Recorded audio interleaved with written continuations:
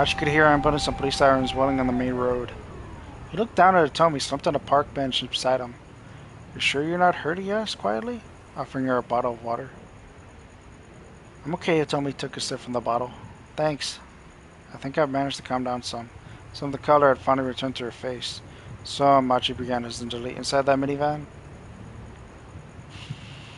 Maria wasn't in there. There was relief in her voice, but also a note of pathos. Girl looking through the windshield, there was a man laid out in the back seat, but nobody else. A dark cloud lifted from Achi's face. So, it wasn't your sister?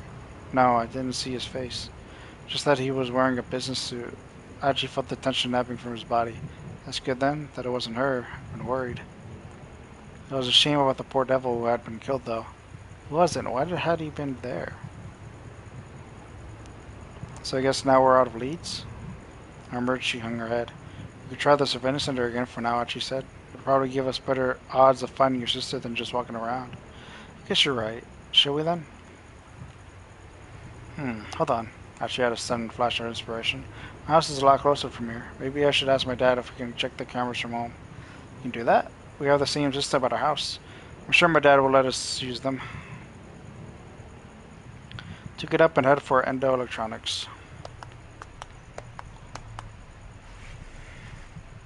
Achi decided to let his father know they were coming. He turned on his phone as they walked along. He'd had it off for a while, so first he checked his voicemail. There was one message. Wondering who might have called, he played it back. Is this Achi Endo's personal cell phone? This is Dr. Sakai from Shibuya Central Hospital. Seiichi Seki, heart specialist and Suzune's attending physician, a preeminent surgeon who has successfully performed the Batista procedure wherein the left ventricle is reconstructed after a third of it has been removed. Achi's expression stiffened. He pressed the phone closer to his ear. There's been a sudden change in Suzune's condition. I tried calling her home as well, but got no answer. Achi felt the edges of his vision growing dim. As her brother, it would be good if he can come to the hospital as soon as possible. It's...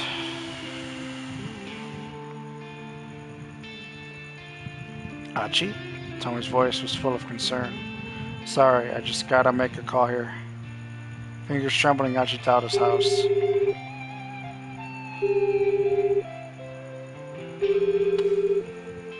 The phone rang several times before switching over to the answering machine. Damn it! Where the hell are you, Dad? What's wrong? Tomi asked. It's Suzune. It sounds like things have gotten pretty bad. Well, then we need to get to the hospital right away, Tomi said, sounding as anxious as Achi was. You can't go yet, Achi shook his head quietly. First we have to save your sister. Tomi bristled angrily at that. What are you talking about? She grabbed Achi by the arm and shook him. Right now you need to be thinking about your sister. I can't. I made a promise to Suzune. Promise to help people and see things through to the end when something important is on the line. I struggled to get the words out. If I break that promise, then I really am no good to her. But Tomi didn't look like she was going to back down. Oi, get back here! Oh shit. Threatening shout rang out from nearby. As she looked around, startled, and saw a boy about high school age, bolting out from behind a building on a side street. Several slightly older young men were not hot on his heels. Achi knew their faces all too well. They were all members of SOS.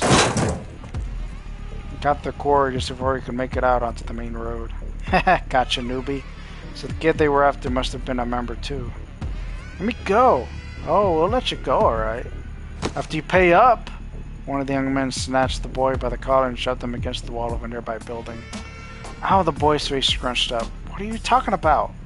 Playing dumb, huh? Interjected one of the onlookers. We told you that members all have to pay monthly dues, yeah? What the fuck? The privilege of getting to call yourself SOS don't come free after all. As she felt his blood boil, SOS was trying to pull a shakedown on this new kid under the guise of calling it dues? Slang for extortion, a full-fledged crime. Naturally, the direct shakedown, give me all your money, punk, is quite unpleasant, but more roundabout ways of being shaken down can still leave a bad taste in one's mouth. Someone who was surrounded on the street by 8 people in pompadours, who said, begging your pardon, but could you please hand over your money, might suffer no physical harm, but still be the victim of shakedown. It would have been unthinkable for them to do something like this back when Achi was running the show. Hey, he barked. Let the kid go. He marched toward the group. Say what now? They turned to look, their faces immediately going pale. Oh, hey Achi. Let him go. Achi focused his glare on the fellow holding the kid until he released his grip. He's always go around doing stuff like this. Another gang members answered. They immediately turned the cases glumly to the ground. Hey Achi turned to the younger boy. Since when have they been doing this? Of course he realized there was no way the newbie would be able to tell him. Never mind, you can go. Achi gestured toward the main road. The boy was quickly to run off. Achi waited until the boy was gone before turning back to the others. Does Susumu know you're going around collecting dues like this? He asked. Man, we don't gotta tell you that, one of them muttered. Not since she deserted. What'd you just say? Achi leaned in close, getting right in the guy's face. He was met with a defiant sneer. This ain't the old SOS anymore. Not the old SOS? Achi thought back to the other gang member he'd run into earlier with a malicious gleam in his eyes. That guy, pretty sure he said his name was Kiryu. Back when Achi had been with SOS, he'd never have let a guy like that get away with acting like all high and mighty. Suddenly, Achi heard a voice from behind him. Well, well, if it ain't our legendary founder. An instant later, he took a hard blow to the side of the head. I was still looking for some small fry, but looks like I landed on a big one. Achi's head swam, his vision fading in and out. Before he had a chance to recover, something smashed into his knee. He lay crumpled on the ground, unable to retaliate his kicks, and punches rained down on him. Even after Achi could no longer move, the beating didn't stop. His ruptured eardrums could barely make out the sound of Hitomi screaming. Oh, that's a bad end. Holy crap. Hitomi, run! With his final plea silenced before it reached his lips, Achi felt his consciousness battered away.